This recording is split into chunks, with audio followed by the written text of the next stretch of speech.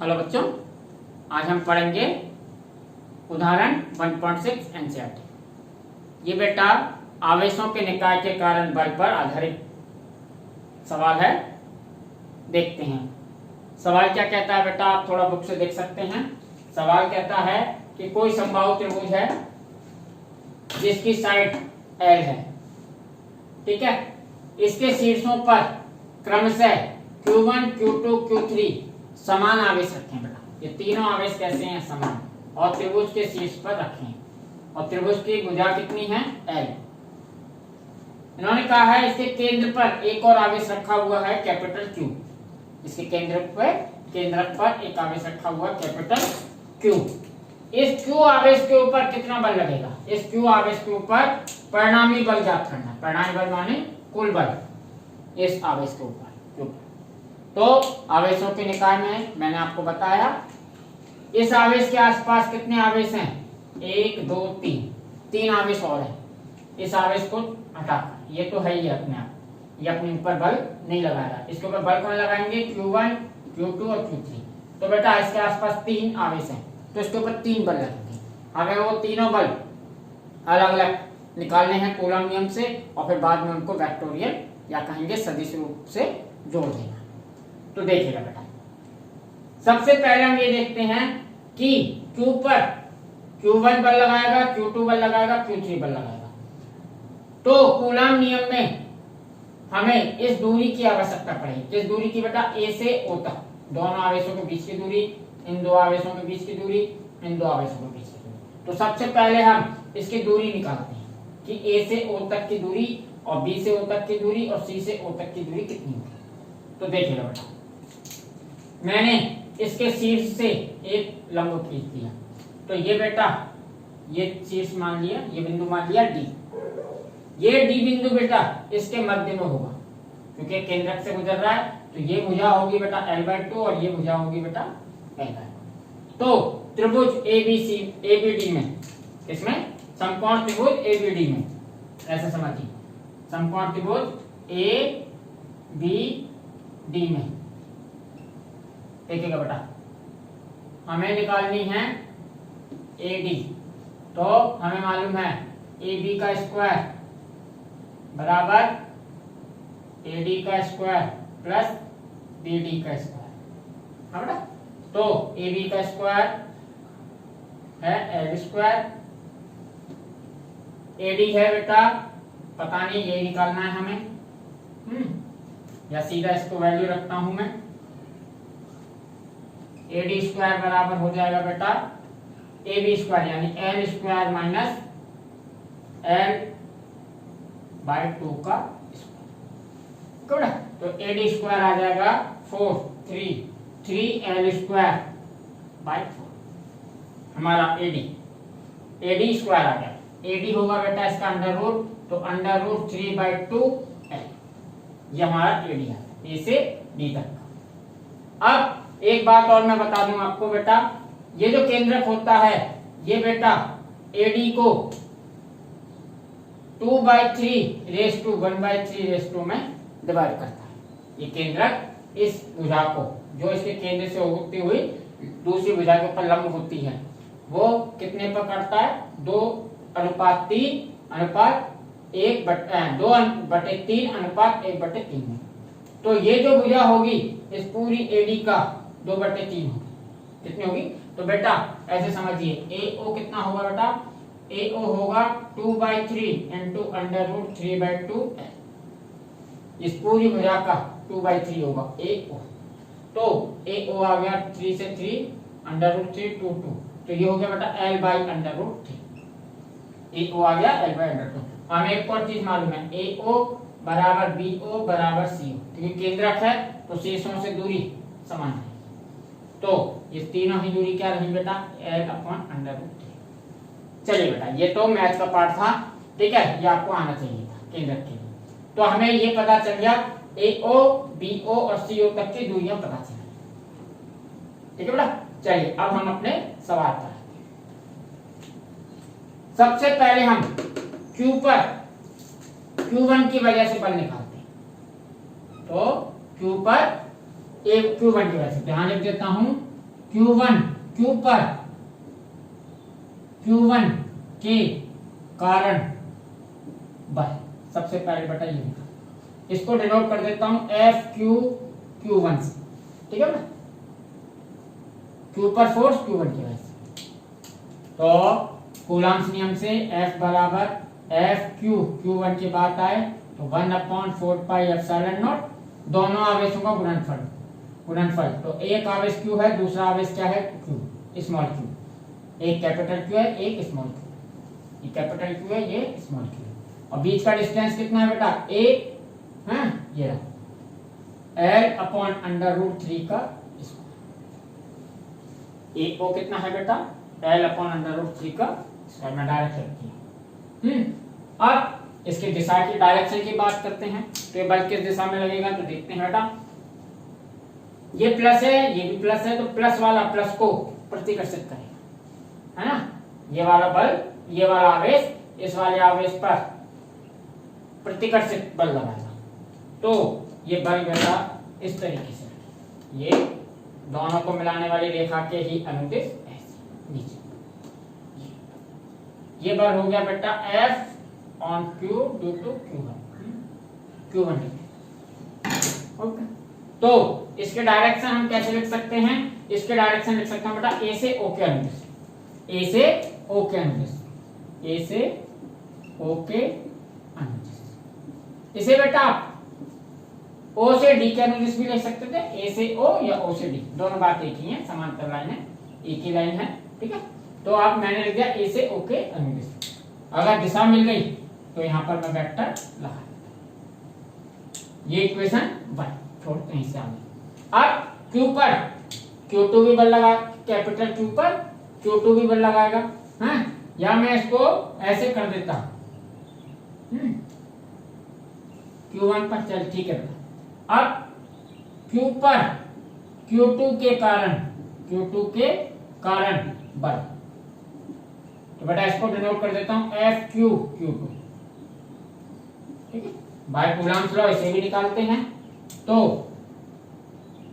FQ Q2 equal to 1/4 pi epsilon naught, दोनों आवेशों का गुणनफल। तो बेटा दोनों आवेश, एक आवेश कैपिटल Q है, एक स्मॉल q है, ये भी Q है और ये भी Q है। ये तीनों आवेश समान है बेटा, ये तीनों आवेश समान है, सवाल में दे रखा है। तो और बीच की दूरी B से O तक की दूरी L/√3, तो L/√3 का स्क्वायर, ठीक है बेटा। तो इसे हम कह सकते हैं, इसकी दिशा के लिए बात की जाए तो, इसकी दिशा के लिए बात की जाए तो B प्लस है, ये भी प्लस है, प्रतिकर्षित करेगा, ये भी Q को क्या, स्मॉल q कैपिटल Q को प्रतिकर्षित करेगा। तो ये वाला बल बेटा ऐसे, ये हो गया FQ Q2, ठीक है बेटा। तो इसकी दिशा लिख सकता हूं मैं B से O के अनुदिश, ऐसे। अगर मैं इसको पीछे बढ़ाता, ये लाइन जॉइनिंग हमेशा दोनों आवेशों को मिलाने वाली रेखा के अनुदिश ही लगता है, तो इसको हम कह सकते थे B से O के अनुदिश, ये इसकी दिशा, इस दिशा में लगेगा ये, ठीक है। बल मिल गया तो वेक्टर लग गया, ठीक है। अब एक और बल रह गया, Q पर Q3 भी बल लगाएगा, तो ये बात भी लिख देता हूं, Q पर Q3 के कारण बल, इसको लिख देता हूं बेटा FQ Q3। तो FQ Q3 कूलम्ब्स नियम से निकालते हैं, FQ Q3 बराबर 1/4 पाई एप्सिलॉन नॉट, आवेश Q और Q, एक कैपिटल Q एक स्मॉल q है, कैपिटल Q स्मॉल q, और डिस्टेंस सेम है L/√3 है, और डिस्टेंस का स्क्वायर आता है, ठीक है। अब इसकी दिशा, अगर इसकी दिशा की बात करें, इसकी दिशा की बात करें तो इसकी दिशा होगी बेटा C से O की ओर, है, C से O के अनुदिश। देखिए ये भी प्लस, तो प्रतिकर्षित करेगा, ऐसे करेगा, तो ये अपना हो गया, ये बल फोर्स हो गया FQ Q3, ठीक है, ये तीनों बराबर। चलिए तो इसकी दिशा लिख देता हूं बेटा C से O के अनुदिश, C से O के अनुदिश, इस इक्वेशन। अब बेटा हमारे तीनों बल निकल गए, तीनों की दिशाएं भी अलग अलग हैं, आप देख ही रही हैं। एक AO के अनुदिश है, एक BO के अनुदिश है, एक CO के अनुदिश। आप चाहें तो इस लाइन को पीछे कर दीजिए तो आपको CO दिखाई दे जाएगी, CO के अनुदिश। अब क्या करते हो, इनको जो ऐड करना है, अब क्या करना है, ऐड करना है। तो इसको लिखने का तरीका क्या है, लिख देते हैं Q पर परिणामी बल, Q पर परिणामी बल, इसको लिख देता हूं बेटा FQ, ऐसे लिख देता। तो FQ कैसे निकलेगा, FQ बराबर FQ Q1 plus FQ Q2 plus FQ Q3। ये तो वेक्टर सम को लिखने का तरीका है। बस इनको ऐड करने के लिए हम कौन सा नियम लगाते हैं बेटा, समांतर चतुर्भुज का। तो देखिएगा बेटा हमारे तीन बल निकल गए कूलम नियम से अलग। अब इनको जो जोड़ना है वो बेटा सदिश तरीके से जोड़ते हैं।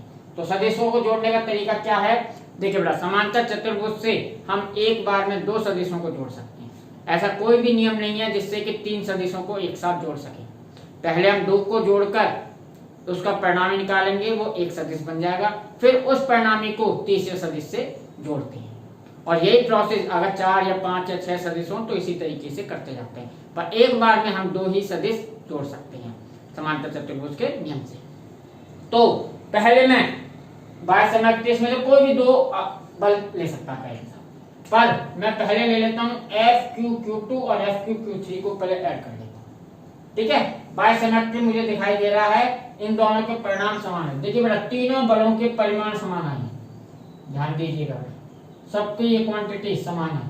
तो परिमाण तीनों बलों के समान आए हैं पर दिशाएं अलग हैं। तो अगर समान परिमाण के बल रखते हैं तो उनका परिणामी उनके बिल्कुल बीचों बीच आता है। अगर ये दोनों बल समान परिमाण के हैं तो उनका जो परिणामी आएगा बिल्कुल बीचों बीच आएगा। और बीचों बीच कितना होगा देखिएगा बेटा, ये है बेटा 120, ये एंगल कितना है बेटा 120। बार ज्योमेट्री आप निकाल सकते हैं, ये 30 ये 90, तो ये कितना होगा 60, ये 60 तो ये भी 60 है और ये भी 60, तो टोटल कितना हो गया 120, ठीक है। इसका हाफ क्या होगा 60 और हाफ 60, ऐसे ये टोटल कितना हो गया बेटा 20। अलग अलग लिख देता हूँ, ये 60 डिग्री और ये 60 डिग्री, ऐसे समझ। तो टोटल कितना होगा 120 डिग्री, दोनों आवेशों के बीच, दोनों बलों के बीच का कोण 120 डिग्री है। तो इनका जो परिणामी होगा बिल्कुल बीचों बीच होगा क्योंकि दोनों के परिमाण समान है। तो हमें मालूम है बाय ज्योमेट्री, देखिए ये AO के अनुदिश है, तो जो परिणामी आएगा इन दोनों का वो OA के अनुदिश होगा। तो अब पहले हम इसको कर लेते हैं, आप पहले इन दोनों को जोड़ते हैं सबसे पहले। तो बेटा यहां करते हैं, तो सबसे पहले हम किसको जोड़ रहे हैं बेटा FQ Q2 plus FQ Q3 को जोड़ रहे हैं। तो इसको मैं नए सिंबल से डिनोट कर देता हूं, एक ऐसे इससे। तो बेटा इसका परिणाम निकालने का तरीका क्या होता है, इसके परिणाम निकालने का परिमाण ज्ञात करने के लिए फॉर्मूला होता है बेटा, आपको ये याद होगा, रिजल्टेंट का स्क्वायर बराबर A square plus B square plus 2AB cos theta. ये आपने पढ़ा था समांतर चतुर्भुज में। अगर ये B एंगल B सदिश है और ये A सदिश है तो उसको निकालने का क्या तरीका होता था, ऐसे किया, ये इसका क्या हो जाता था परिणाम, ये आज ही क्या होता था A प्लस B है। और इस R का परिमाण निकालने के लिए ये फॉर्मूला था और दिशा निकालने का फॉर्मूला अभी मैं लिखता हूं। तो दिशा निकालने का फॉर्मूला था बेटा, इसका दिशा निकालने का फॉर्मूला है, फर्स्ट टाइम करा रहा हूं इसलिए बता देता हूं, ये बार बार नहीं बताऊंगा। इसकी दिशा निकालने का फॉर्मूला था, अगर A वेक्टर से इसकी दिशा निकालनी है तो इसका फॉर्मूला होता था tan alpha equal to b sine theta upon a plus b cos theta. ये फॉर्मूला होता है, कॉस थीटा। और थीटा क्या होता था? इनके बीच का कोण, a और b के बीच का कुल कोण। तो बेटा अभी हम इन दो सदिशों को जोड़ रहे हैं, तो इसका परिणामी कैसे निकलेगा देखिए बेटा। इसके परिणामी निकालने के लिए ये फॉर्मूला लगाएंगे। तो ये फॉर्मूला कैसे लगेगा? एफ क्यू Q1 Q2 का स्क्वायर। परिणाम निकाल रहे हैं अभी हम, ठीक है। ये किसके बराबर होगा? एफ क्यू Q2 का square plus F Q Q3 का स्क्वायर। यहाँ पर ये मान लीजिए ये वेक्टर है, ये यहाँ पर बी वेक्टर है, ऐसे मानकर है। फिर 2 F Q Q2 into F Q into F Q Q3 और एंगल होगा बेटा cos 120। इन दोनों सदिशों के बीच का कोण है 120।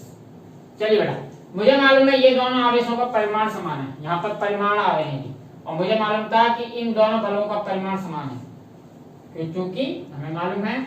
इस बात को लिख देता हूं, ऐसे लिख लीजिएगा एफ क्यू Q2 बराबर एफ क्यू Q3, परिमाण समान है। तो इसको मैं क्या लिख लेता हूं? एफ। अभी अपनी आसानी के लिए एफ, तो कैलकुलेशन आसान है। तो देखिएगा बेटा, एफ क्यू Q1 Q2 का स्क्वायर कितना आ गया? ये एफ का स्क्वायर प्लस एफ का स्क्वायर प्लस 2f का स्क्वायर इंटू cos 120 का मान होता है बेटा 1/2। cos 120 का मान होता है 1/2, यहाँ लिख देता हूँ, क्योंकि cos 120 इक्वल टू होता है -1/2। तो यहाँ से F square common, 1 plus 1 plus 1 plus 1, और यहाँ पर क्या बचा? 2 माइनस 1/2। तो ये कैंसिल हो गया, -1 से ये बन गया, ये आ जाएगा बेटा एफ स्क्वायर। तो एफ क्यू Q1 Q2 बराबर आ गया बेटा, यहाँ का स्क्वायर हटा तो ये स्क्वायर हट जाएगा एफ। क्या आ गया बेटा? एफ। और ये एफ किसके बराबर था? यहाँ परिमाण ये रहा बेटा, ये पूरा। इसको आप ऐसे भी लिख सकते थे, ठीक है। अब यहाँ ऐसे छोड़ते हैं। तो इसका परिणामी जो आया इन दोनों का, उसका परिमाण इन दोनों के परिमाण के बराबर आया। ये अच्छी बात हुई। इन दोनों का परिणामी का परिणाम भी इनके परिमाण के बराबर ही आया, इतना जितना पहले। तो देखते हैं इसकी दिशा। अगर इसकी दिशा लिखनी होगी तो आप दिशा के लिए क्या करेंगे बेटा? ये तो परिमाण है, ये तो क्या आया है?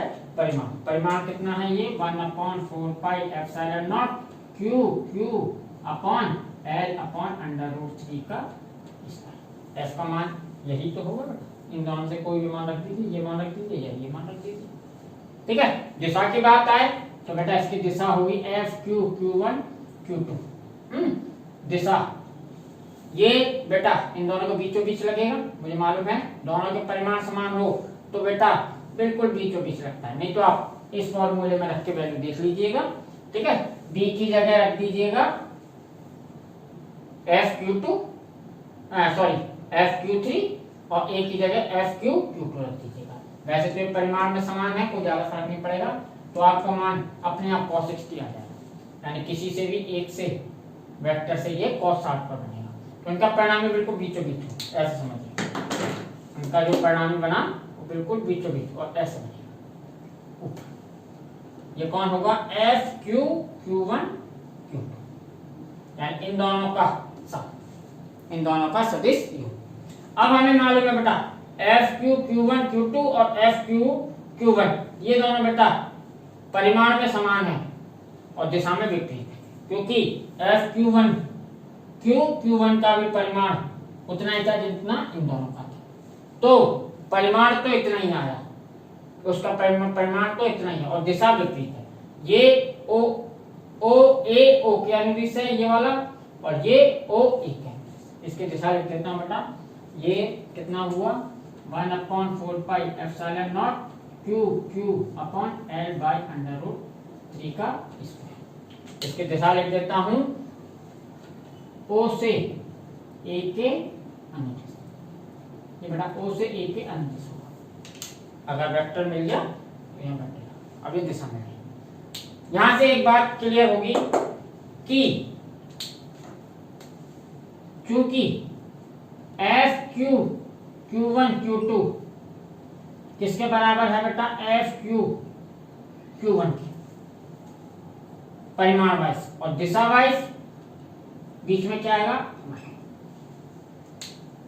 ये सदिश इस सदिश के विपरीत और परिमाण दोनों के समान है। अब इन दो को तो याद ही मत रखिए बेटा, इन दोनों का परिणाम ये आ जाए तो आप इन दो को सोच, ठीक है। तो ये दोनों एक दूसरे के परिमाण में समान, दिशा में विपरीत है। तो बाय इक्वेशन 1 ये दो थी इक्वेशन, इसे 3-4 इक्वेशन मान लीजिए हैं। इस इक्वेशन में मैं एफ क्यू ये जो सब था इसकी जगह क्या रख देता हूं, माइनस है। तो समीकरण 4 से, समीकरण 4 से समझिएगा, समीकरण 4 से क्या था बेटा, एफ क्यू बराबर क्या था, एफ क्यू Q1 है प्लस, और यहां पर था F Q Q2 plus F Q Q3। इन दोनों का सम क्या लिया था हमने, ये है, ये था एफ क्यू Q1 Q2 है। हमें मालूम है एफ क्यू Q1 Q2 किसके बराबर, माइनस क्यू। तो F Q Q1 plus minus F Q Q, इसकी जगह माइनस क्या रख दिया, माइनस एफ क्यू Q।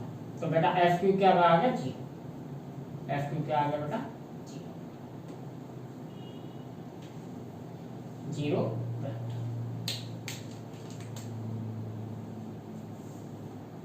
ये यानी क्यू पर जो कुल बल लगेगा वो कितना लगेगा, जीरो। देखिए बेटा वैसे तो आपको बहुत जल्दी से दिखाई दे जाएगा कि इन दो का परिणाम ही इसके बराबर होगा, विपरीत और दिशा में विपरीत होगा तो जीरो हो जाएगा, तुरंत पता लग जाएगा। पर बेटा हमें एग्जाम टाइम पर या कॉपी पर इसको प्रेजेंट करना, एक्सप्रेस करना जरूरी होता है, क्योंकि मार्क्स तो हमें पूरा लिखने के मिलते हैं। तो बेटा इसको ठीक तरीके से लिखना भी जरूरी है, इसीलिए मैंने इतना सब कुछ ये इसके इक्वल है, अपोजिट है, ये सब लिखा, ठीक है ना। नहीं तो आपको तो आपने वेक्टर की कई प्रॉब्लम्स की होंगी तो आपको वैसे ही ऑलरेडी आइडिया लग गया होगा इतना कि इनको किस तरीके से सॉल्व करते हैं। तो पहले इन दो को ऐड किया, दोनों को ऐड करने के पे हमने देखा कि परिणामी जो आया इन दोनों का वो तीसरे वाले के परिमाण के समान और दिशा में विपरीत आया, तो इन दोनों ने आपस में एक दूसरे को जीरो कर दिया। कुल बल कितना आ गया, क्यू पर, ठीक है। तो इस तरीके से ही ज्यादातर सिमेट्रिकल प्रॉब्लम आएगी फिजिक्स में बेटा। फिजिक्स में उन्हें वेक्टर की प्रॉब्लम नहीं बनानी है, उन्हें बलों के निकाय, आवेशों के निकाय के कारण बल की प्रॉब्लम बनानी है, उन्हें कोई वेक्टर की प्रॉब्लम नहीं बनानी है, वेक्टर को मुश्किल बना दे। तो वेक्टर कैलकुलेशन आसान रहेगी, बस थोड़ी प्रैक्टिस कीजिएगा तो आपको आ जाएगी। बच्चे अक्सर कर यहीं पर गलती करते हैं। यहाँ तक तो 3 बल निकाल लेते हैं, 3 बल निकाल लेंगे, दिशा भी दे देंगे, ठीक है। आकर्षण प्रतिकर्षण से दिशा निकलती है, सभी बल कैसे थे, वो सभी आवेश कैसे थे, धनात्मक, तो प्रतिकर्षित बल निकल गए हैं। बस इनको जोड़ना था सदिश तरीके से, तो वो ऐसे किया, ठीक है ना। अब इसके बाद हम देखेंगे उदाहरण 1.7, वो भी कुछ इसी तरीके से है।